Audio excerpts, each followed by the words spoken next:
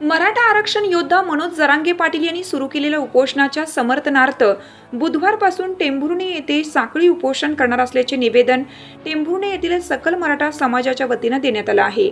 निवेदनात मनोज जरांगे पाटील यांनी मराठा आरक्षणासाठी 5 वेळा आमरण उपोषण केले आहे। शासनाने शब्द देऊन तो पाळला नसल्याने त्यांनी पुन्हा 6व्यांदा आमरण उपोषण सुरू केले आहे। परिणामी त्यांची प्रकृती खालावली असून शासन अद्यापही लक्ष देत नाही। यासाठी मनोज जरांगे पाटील यांच्या समर्थनार्थ बुधवारपासून टेंभुर्णी येथे अखंड मराठा समाजाच्या वतीने साखळी उपोषण करणार असल्याचे निवेदनात म्हटले आहे।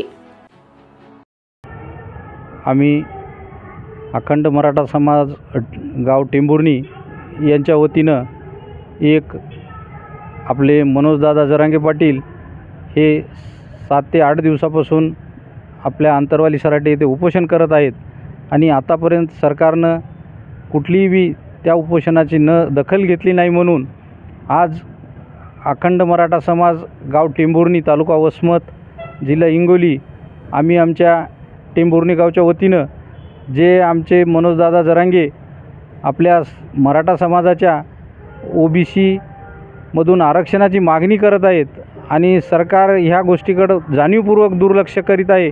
म्हणून आम्ही आमच्या अखंड मराठा समाजाच्या गावकऱ्याच्या वतीनं त्यांच्या उपोषणाला पाठिंबा म्हणून आम्ही आमच्या गावातील मारुती मंदिराच्या समोर सर्व अखंड मराठा समाज गावकरी मंडळी टेंभुर्णी साखळी उपोषण उद्या सकाळी सुरुवात करणार आहेत आणि त्या उपोषणाला पाठिंबा म्हणून आमचं साखळी उपोषण चालूच राहील।